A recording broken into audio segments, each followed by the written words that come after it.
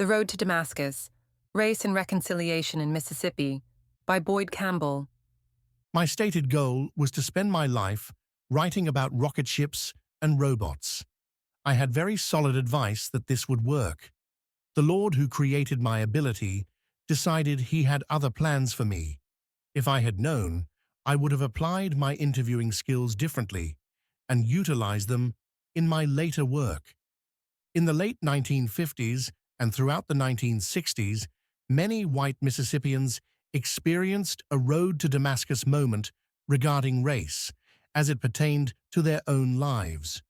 For my father, I know it happened sometime between 1950 and 1963, the year I was born. Like a lot of Mississippians, I suspect some of the violence that happened in Mississippi forced his hand. I know that the event of Boys What Don't Even Go There rioting at Ole Miss in 1962 had an impact on him. My father had a masterful command of the English language, but often relinquished it, so you'd know he was speaking from the heart. His father did it too, as do I. I know that by 1968, he hired a black receptionist and sat her at the entrance to Mississippi School Supply as a silent confrontation to a member of the Galloway Memorial United Methodist Church lay board, who had commented that there were entirely too many coloreds in white positions at Mississippi School Supply Company since my father took over. She ended up as a teacher and an administrator at Jackson State University before moving to California. The question of colored people having positions of power at the Mississippi School Supply Company goes back to the day it was created. The second person ever hired to work there was a black man named Jim Woodson. The third was my grandfather, the owner's younger brother. Boyd and Jim Campbell ran the front end of the business, and Jim Woodson ran the warehouse, packing, and delivery end, and that's how it remained for 40 years. One day, Mr. Ford, the treasurer, approached my Uncle Boyd with some bad news.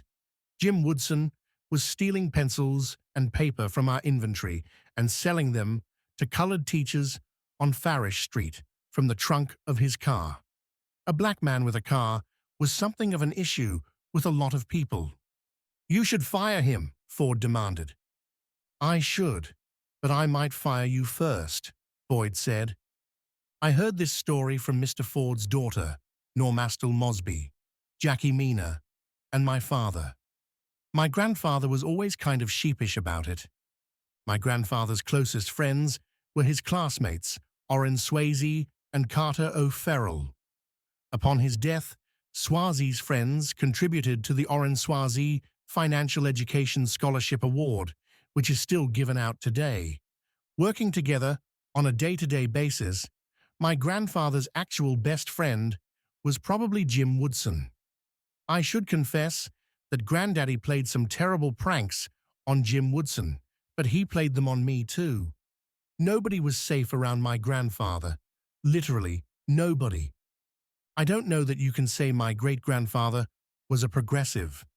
In Atala County, out from Kosciuszko, Cap Campbell had only one arm, and he practiced an unusual form of separate but equal.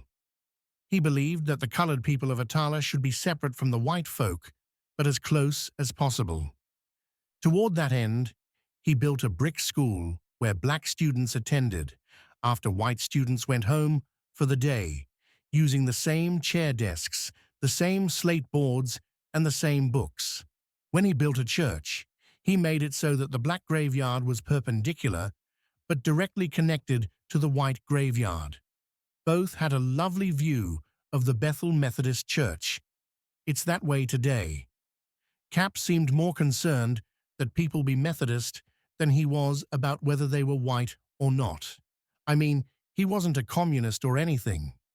Despite missing an appendage owing to a childhood infection, Cap had several businesses, including a road-building operation that made it possible to traverse most of Atala County.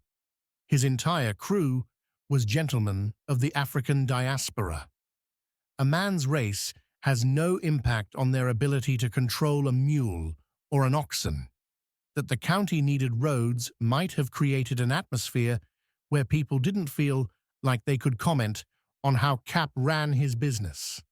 Cap believed that every one of his children, male and female, should have a college education. The devil got into one child, and he went to the University of Mississippi. The others went to Millsaps College as befitting civilized Methodist folk. Despite his dalliance with the dark forces of the universe, Robert Campbell redeemed himself by giving his life, trying to rescue American soldiers, trying to rescue France from German invaders. He's buried there, but his brother paid for a headstone matching his own to be placed in Hesterville, Mississippi, in the Bethel churchyard. I once set out to make a book about the public school panic in Mississippi in 1970. I figured my familial connections and my own experience made me the perfect candidate.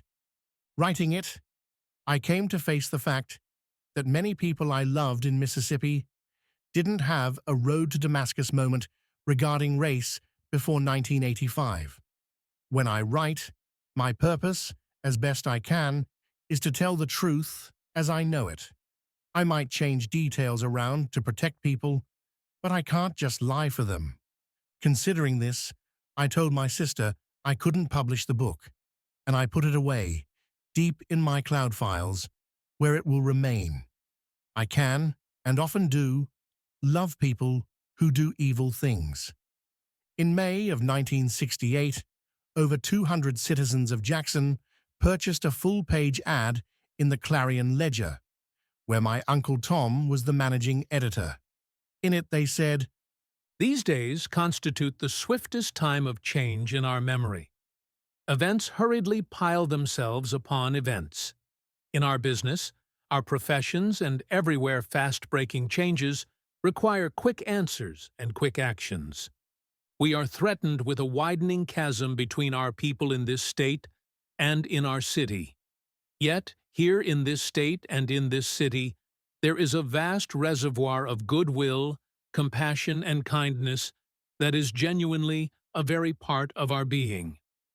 This vital reservoir of true neighborly feeling, true friendship, must be brought to the fore now and without delay. We cannot sit back and become prisoners of events. We must cope with them firmly and decisively and manage our own destiny. Accordingly, in the set conviction that the great majority of our people, white and black, desire harmony, good order, a decent, honorable family life, and a chance to better themselves economically, we, the undersigned Jackson business and professional men and women, declare we believe in the following principles, and we pledge ourselves to do everything within our power to see that they are carried out. 1. We believe in the essential worth and dignity of every human being, and all that such implies. 2. Fair and impartial treatment must be accorded to all citizens in the enforcement and administration of the law. 3.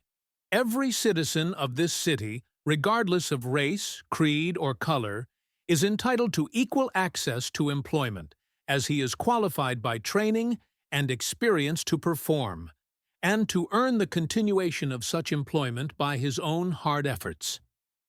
4. In order that all of our citizens may be qualified for equal employment opportunities, educational opportunities must be available to them on an equal basis. 5. Adequate and properly staffed recreational facilities should be made available for all with the coming of the summer season. All city swimming pools should be opened. All parks should be open, and should be staffed by competent personnel, and properly equipped to the end that all our people may obtain the maximum benefits from them. 6.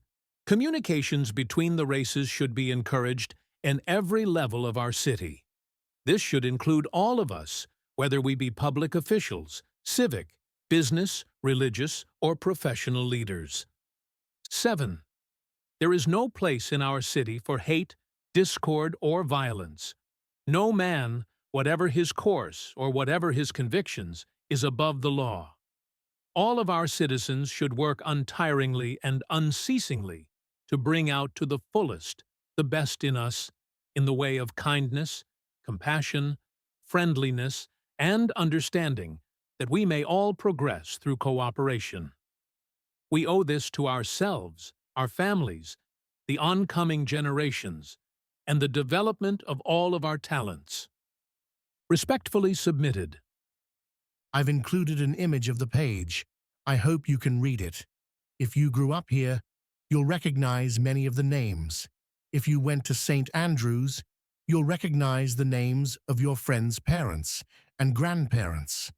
If you went to Millsaps, you'll recognize the names of many legendary professors. Saul, Saul, why do you persecute me? Who are you, Lord? Saul asked.